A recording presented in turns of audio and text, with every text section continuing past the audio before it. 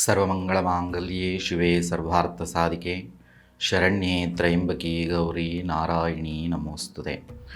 ಓಂ ರೀಂ ಪ್ರತ್ಯಂಗಿರಾಯೇ ನಮಃ. ಪ್ರತ್ಯಂಗಿರ ಆಸ್ಟ್ರಾಲಜಿ ಮತ್ತು ವಾಸ್ತುಚಲನ ವೀಕ್ಷಣೆಯನ್ನು ಮಾಡ್ತಿರ್ತಕ್ಕಂಥ ಎಲ್ಲ ಪ್ರಿಯ ಬಂಧುಗಳಿಗೆ, ಸ್ನೇಹಿತರಿಗೆ, ನನ್ನ ಎಲ್ಲ ಭಕ್ತವೃಂದದವರಿಗೆ ಮನಸ್ಫೂರ್ತಿಯಾಗಿ ಕೃತಜ್ಞತೆಯನ್ನು ತಿಳಿಸ್ಲಿಕ್ಕೆ ಇಷ್ಟವನ್ನು ಪಡ್ತೀನಿ. ಚಾನಲ್ನ ಲೈಕ್ ಮಾಡಿ, ಸಬ್ಸ್ಕ್ರೈಬ್ ಮಾಡಿ, ತಮ್ಮ ವಿಚಾರಧಾರೆಗಳನ್ನು ಕಮೆಂಟ್ನ ಮೂಲಕ ತಿಳಿಸಿ ಅಂತ ಕೇಳ್ಕೊತೀನಿ. ನೇರವಾಗಿ ವಿಚಾರಕ್ಕೆ ಬಂದುಬೇಡ. 2026ರಲ್ಲಿ ಯಾವ ರಾಶಿಯವರಿಗೆ ಮನೆಯನ್ನು ಕಟ್ಟತಕ್ಕಂಥ ಯೋಗ ಇದೆ, ಯಾವ ರಾಶಿಯವರಿಗೆ 2026 ರಾಜಯೋಗವನ್ನು ತಂದುಕೊಡಲಿದೆ ಅಂತ ನಾವಿವತ್ತು ಈ ಒಂದು ಸಂಚಿಕೆಯಲ್ಲಿ ತಿಳ್ಕೊಳ್ಳೋಣ. ನೇರವಾಗಿ ವಿಚಾರಕ್ಕೆ ಬರೋದೇ ಆದರೆ, ಪ್ರತಿಯೊಬ್ಬರಿಗೂ ಸಹ ಒಂದು ಸ್ವಂತ ಮನೆಯನ್ನು ಕಟ್ಟಬೇಕು ಅನ್ನೋ ಆಲೋಚನೆ ಇದೆ. ಯಾವುದಾದ್ರೂ ಒಂದು ಜಾಗದಲ್ಲಿ ಒಂದು ಸುಂದರವಾದಂತಹ ಮನೆಯನ್ನು ಕಟ್ಟಬೇಕು, ಸೈಟನ್ನು ತಗೋಬೇಕು, ಬಂಗಲೆಯನ್ನು ಕಟ್ಟಬೇಕು, ಆಸ್ತಿಯನ್ನು ಮಾಡಬೇಕು, ಭೂಮಿಯ ಋಣವನ್ನು ಹೆಚ್ಚಿಸ್ಕೋಬೇಕು ಅನ್ನೋ ಆಸೆ ಪ್ರತಿಯೊಬ್ಬ ಮನುಷ್ಯನಿಗೂ ಸಹ ಇದೆ. ಹಾಗೆ ಅದಕ್ಕೊಂದು ಸೂಕ್ತವಾದಂಥ ಕಾಲ ಕೂಡಿ ಬರಬೇಕು ಅಂತ ಪ್ರತಿಯೊಬ್ಬರು ಸಹ ಕಾಯ್ತಾರೆ. ಯಾವಾಗ ಆ ಕಾಲ ಕೂಡಿ ಬರುತ್ತೆ, ಯಾವ ಸಂದರ್ಭದಲ್ಲಿ ಮನೆ ಕಟ್ಟಲಿಕ್ಕೆ ಸಾಧ್ಯ, ಭೂಮಿ ಋಣ ಈ ವರ್ಷ ನನಗೆ ಹೆಚ್ಚಾಗುತ್ತಾ, ನನ್ನ ಕನಸಿನ ಮನೆ ನಾನು ಕಟ್ಕೊಳ್ಳಿಕ್ಕೆ ಸಾಧ್ಯ ಆಯಿತಾ, ಅದಕ್ಕೆ ಸೂಕ್ತವಾದಂಥ ವಾತಾವರಣ 2026 ನನಗೆ ಒದಗಿ ಬರೋಕ್ಕೆ ಅವಕಾಶಗಳಿದಾವ ಅಂತ ಪ್ರತಿಯೊಬ್ಬರಿಗೂ ಸಹ ಕುತೂಹಲ ಅನ್ನೋದು ಇದ್ದೇ ಇರುತ್ತೆ. ಅಂಥ ಎಲ್ಲ ಕುತೂಹಲಕ್ಕೆ ಈ ಒಂದು ಸಂಚಿಕೆ ನಿಮಗೆ ಉತ್ತರವನ್ನು ಕೊಡುತ್ತೆ. ಮನೆಯನ್ನು ಕಟ್ಟಬೇಕು ಅಂತಂದರೆ, ಒಂದು ಮನೆಯಲ್ಲಿ ಸಂತೋಷವಾಗಿ ವಾಸಿಸಬೇಕು ಅಂತಂತಂದರೆ, ಭೂಮಿಯ ಋಣ ಹೆಚ್ಚಾಗಬೇಕು ಅಂತಂದರೆ, ಪ್ರತಿಯೊಬ್ಬರ ಜಾತಕದಲ್ಲಿಯೂ ಸಹ 4ನೇ ಮನೆ ಅಂದರೆ ಚತುರ್ಥ ಸ್ಥಾನ ಬಲವಾಗಿರಬೇಕು. ಆ ಮನೆಯ ಋಣ ನಮಗೆ ತಿಳಿಸ್ಕೊಡೋದು, ಮನೆಯನ್ನು ಕಟ್ಟಲಿಕ್ಕೆ ಸಾಧ್ಯ ಆಯ್ತಾ ಇಲ್ಲ ಅಂತ ತಿಳಿಸ್ಕೊಡೋದೆ ಜಾತಕ ಕುಂಡಲಿಯಲ್ಲಿ 4ನೇ ಮನೆ ಚತುರ್ಥ ಸ್ಥಾನ ಅಂತ ಕರೀತಾರೆ. ಅಂತ ಚತುರ್ಥ ಸ್ಥಾನದಲ್ಲಿ ಚಂದ್ರ ಆಗಲಿ, ಶುಕ್ರ ಆಗಲಿ, ವಿಶೇಷವಾಗಿ ಕುಜಗ್ರಹ ಆಗಲಿ, ಗುರುಗ್ರಹ ಆಗಲಿ, ಈ ರೀತಿಯ ಗ್ರಹಗಳೇನಾದರೂ ಸ್ಥಿತವಾಗಿದ್ದರೆ ಆತನಿಗೆ ಸ್ವಂತ ಮನೆ ಕಟ್ಟತಕ್ಕಂತಹ ವಿಚಾರಗಳಲ್ಲಿ ಯಾವುದೇ ರೀತಿಯ ತೊಂದರೆಗಳು ಉಂಟಾಗಲ್ಲ. ಆ ಚತುರ್ಥ ಸ್ಥಾನ ಎಷ್ಟು ಬಲವಾಗಿದ್ದರೆ ಅಷ್ಟು ಶೀಘ್ರದಲ್ಲೇ, ಅಷ್ಟು ಅನುಕೂಲಗಳೊಂದಿಗೆ ಅವರು ಸ್ವಂತ ಮನೆಯನ್ನು ಕಟ್ಕೊಳ್ಳಿಕ್ಕೆ, ಸೈಟನ್ನು ತಗೊಳ್ಳಿಕ್ಕೆ, ಆಸ್ತಿಯನ್ನು ಮಾಡಲಿಕ್ಕೆ ಸಾಧ್ಯ ಇದೆ. ಉದಾಹರಣೆಗೆ, ಆ ಚತುರ್ಥ ಸ್ಥಾನದಲ್ಲಿ ಜಾತಕ ಕುಂಡಲಿಯಲ್ಲಿ 4ನೇ ಮನೆಯಲ್ಲಿ ಚಂದ್ರ ಏನಾದರೂ ಬಲವಾಗಿದ್ದು ಉಚ್ಚ ಸ್ಥಾನದಲ್ಲಿದ್ದ ಅಂದ್ಕೊಳ್ಳಿ, ಶುಕ್ರ ಏನಾದರೂ ಸ್ಥಿತನಾಗಿ ಆತ ಉಚ್ಚ ಸ್ಥಾನದಲ್ಲಿ ಇದ್ದ ಅಂದ್ಕೊಳ್ಳಿ, ಗುರು ಏನಾದರೂ ಸ್ಥಿತನಾಗಿ ಆತ ಉಚ್ಚ ಸ್ಥಾನದಲ್ಲಿ ಸ್ಥಿತನಾಗಿದ್ದ ಅಂದ್ಕೊಳ್ಳಿ, ಅವರು ಮನೆಯನ್ನು ಕಟ್ಟಲಿಕ್ಕೆ ತುಂಬ ಕಷ್ಟಪಡುವಂಥ ಸನ್ನಿವೇಶಗಳೇ ಇರಲ್ಲ. ಈಸಿಯಾಗಿ ಮನೆಯನ್ನು ಕಟ್ಬಿಡಿ. ಆ ಚತುರ್ಥ ಸ್ಥಾನದಲ್ಲಿ ಯಾವ ಗ್ರಹಗಳು ಇದೆ ಅನ್ನೋ ಅಂಶನೇ ನಿಮಗೆ ಭೂಮಿ ಋಣ ಹೆಚ್ಚಿಸ್ತಾ ಇಲ್ವಾ, ಮನೆ ಕಟ್ತೀರಾ ಇಲ್ವಾ ಅನ್ನೋದು 50% ಡಿಸೈಡ್ ಆಗ್ಬಿಡುತ್ತೆ. ಇದರ ಜೊತೆಗೆ ಭೂಮಿಕಾರಕನಾಗಿರ್ತಕ್ಕಂಥ, ಭೂಮಿಯ ಪುತ್ರನಾಗಿರ್ತಕ್ಕಂಥ ಕುಜಗ್ರಹದ ಆಶೀರ್ವಾದ ಬೇಕೇ ಬೇಕು. ಯಾಕಂದರೆ ಕುಜಗ್ರಹವನ್ನು ಭೂಮಿಯ ಋಣವನ್ನು ಹೆಚ್ಚಿಸ್ತಕ್ಕಂಥ ಗ್ರಹ, ಸ್ವಂತ ಮನೆಯಲ್ಲಿ ನೆಮ್ಮದಿಯನ್ನು ಕೊಡ್ತಕ್ಕಂಥ ಗ್ರಹ ಅಂತಲೂ ಸಹ ಕರೀತಾರೆ. ಹಾಗಾಗಿ ಯಾರ ಜಾತಕದಲ್ಲಿ ಕುಜ ಉಚ್ಚ ಸ್ಥಾನದಲ್ಲಿರ್ತಾನೆ, ಕುಜ ಶುಭ ಗ್ರಹಗಳೊಂದಿಗೆ ಸೇರಿರ್ತಾನೆ, ಕುಜ ಬಲವಾಗಿರ್ತಾನೆ, ಅಂಥವರು ಸಹ ಮನೆ ಕಟ್ಟಲಿಕ್ಕೆ ಅತ್ಯಂತ ಸಹಾಯಕರವಾದಂತಹ, ಮನೆ ಕಟ್ಟಲಿಕ್ಕೆ ಯೋಗ್ಯವಾದಂತಹ ಸನ್ನಿವೇಶಗಳು ಅವರ ಜಾತಕ ಕುಂಡಲಿಯಲ್ಲಿ ಇದೆ. ಇದೆಲ್ಲವೂ ಸಹ ನಮಗಿದೆ. ಆದರೆ ಇದುವರೆಗೂ ಸಹ ನಾವು ಮನೆ ಕಟ್ಟಕ್ಕಾಗಿಲ್ಲ, ಗ್ರಹಗಳೆಲ್ಲ ಅನುಕೂಲವಾಗಿದ್ದರೂ ಸಹ ಮನೆ ಕಟ್ಟಲಿಕ್ಕೆ ಇದುವರೆಗೂ ಸಾಧ್ಯ ಆಗಿಲ್ಲ ಅನ್ನೋರು, ಗುರುಗ್ರಹ ಮತ್ತು ಶನಿಗ್ರಹದ ಆಶೀರ್ವಾದದೊಂದಿಗೆ ನಮಗೆಲ್ಲ ಚೆನ್ನಾಗಿದೆ ಗುರುಗಳೇ, ಆದರೆ ಗುರುಬಲ ಶನಿಬಲ ಇದೆಯಾ ನೋಡಿ ಅಂತ ಕೆಲವರು ಕೇಳ್ತಾ ಇರ್ತಾರೆ. ಎಲ್ಲ ಗ್ರಹಗಳ ಅನುಕೂಲವಾಗಿದ್ದು, ಚಂದ್ರ ಬಲವಾಗಿದ್ದು, ಶುಕ್ರ ಬಲವಾಗಿದ್ದು, ಯಾವಾಗ ಗುರುಬಲ ಸಿಗುತ್ತೆ, ಯಾವಾಗ ಶನಿ ಬಲ ಸಿಗುತ್ತೆ, ಈ ಗುರು ಶನಿ ಬಲಗಳು ಎರಡೂ ಒಟ್ಟಿಗೆ ಯಾವಾಗ ಬರುತ್ತೋ ಆವಾಗ ಸ್ವಂತ ಮನೆಯನ್ನು ಕಟ್ಟೋದಾಗಲಿ, ಒಂದು ಮನೆಯನ್ನು ಪರ್ಚೇಸ್ ಮಾಡೋದಾಗಲಿ, ಸೈಟನ್ನು ಪರ್ಚೇಸ್ ಮಾಡೋದಾಗಲಿ ಮಾಡ್ತಕ್ಕಂಥ ಸನ್ನಿವೇಶಗಳು ಹೆಚ್ಚು ಸಂದರ್ಭದಲ್ಲಿ ನಾವು ನೋಡಿದ್ವಿ. ಹಾಗೆ ಈ ವರ್ಷ ಯಾವ ರಾಶಿಯವರಿಗೆ ಆ ಸ್ವಂತ ಮನೆಯನ್ನು ತಗೊಳ್ತಕ್ಕಂಥ ಯೋಗ ಇದೆ ಅಂತ ನಾವು ನೋಡೋದಾದರೆ, ಈ 12 ರಾಶಿಗಳಲ್ಲೇ ಮೊದಲಿಗೆ ವೃಷಭ ರಾಶಿಯನ್ನು ನಾವು ತಗೊಳ್ಳೋಣ.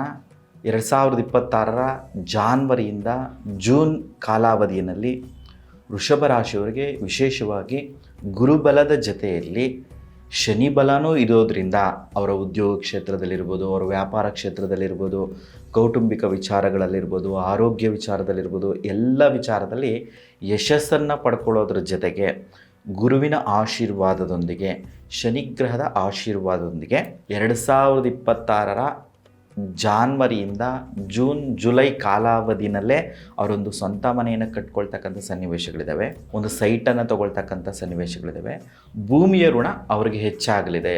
ವಿಶೇಷವಾಗಿ ವೃಷಭ ರಾಶಿಯವರಿಗೆ ಈ ಕಾಲಾವಧಿಯಲ್ಲಿ ರಾಹುಕೇತುಗಳ ಆಶೀರ್ವಾದ ಇರೋದ್ರಿಂದನೂ ಸಹ, ರಾಹುಕೇತುಗಳ ಕೃಪಾ ಕಟಾಕ್ಷ ಇರೋದ್ರಿಂದ ಒಂದು ಕಡೆ ಗುರುಬಲ ಸಿಗುತ್ತೆ, ಒಂದು ಕಡೆ ಶನಿ ಬಲ ಸಿಗುತ್ತೆ, ಒಂದು ಕಡೆ ರಾಹುಕೇತುಗಳ ಆಶೀರ್ವಾದ ಇರೋದ್ರಿಂದ 2026ರಲ್ಲಿ ಸ್ವಂತ ಮನೆ ಕಟ್ಟೋದ್ರಲ್ಲಿ ಯಾವುದೇ ರೀತಿಯ ಅನುಮಾನ ಇಲ್ಲ. ನೀವು ಪ್ರಯತ್ನ ಮಾಡಿದ್ದೇ ಆದರೆ ಜೂನ್ ಜುಲೈ ಆಗಸ್ಟ್ ಒಳಭಾಗದಲ್ಲೇ ತಾವು ಮನೆಯನ್ನು ಕಟ್ಕೊಳ್ಳಿಕ್ಕೆ, ಮನೆಯನ್ನು ತಗೊಳ್ಳಿಕ್ಕೆ ಸೂಕ್ತವಾದಂಥ ಸನ್ನಿವೇಶ ಇದೆ.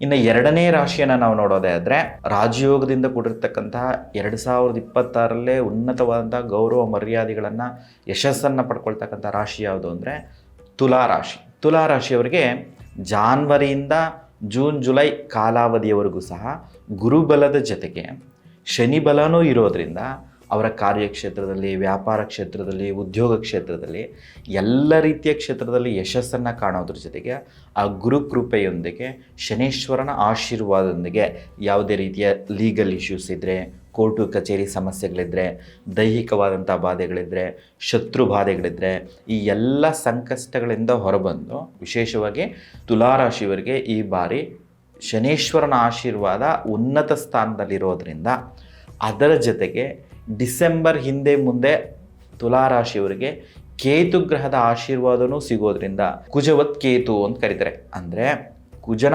ಆಶೀರ್ವಾದ ಕೇತುವಿನೊಂದಿಗೂ ಸಹ ಸಿಗ್ತದೆ.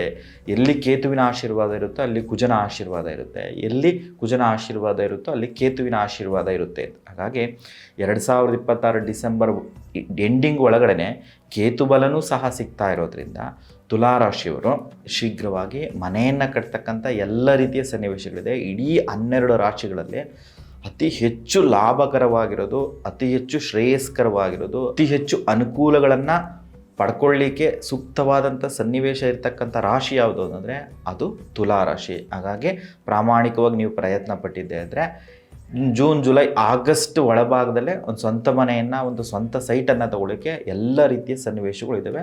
ನಿಮ್ಮ ಪ್ರಯತ್ನ ಅಷ್ಟೇ ಬೇಕಾಗುತ್ತೆ. ಇನ್ನು ಮುಂದಿನ ರಾಶಿಯನ್ನು ನಾವು ನೋಡೋದೇ ಆದರೆ 2026ರಲ್ಲಿ ಕುಂಭರಾಶಿಯವರು ಸಹ ಮನೆಯನ್ನು ಕಟ್ಕೊಳ್ಳಿಕ್ಕೆ, ಒಂದು ಸ್ವಂತ ಮನೆಯನ್ನು ತಗೊಳ್ಳಿಕ್ಕೆ ಅವಕಾಶ ಇದೆ. ಹೇಗೆ ಗುರುಗಳೇ, ಕುಂಭರಾಶಿಯವರಿಗೆ ಸಾಡೆ ಸಾತಿ ನಡೀತಾ ಇದೆ, ಸಾಡೆ ಸಾತಿ ನಡೀತಿದ್ರು ಹೇಗೆ ತಗೊಳ್ಳಿಕ್ಕೆ ಸಾಧ್ಯ, ಅಷ್ಟು ಅವಕಾಶಗಳು ನಮಗಿದಾವ ಅಂತ ಕೆಲವರು ಕೇಳ್ತಾ ಇರ್ತಾರೆ.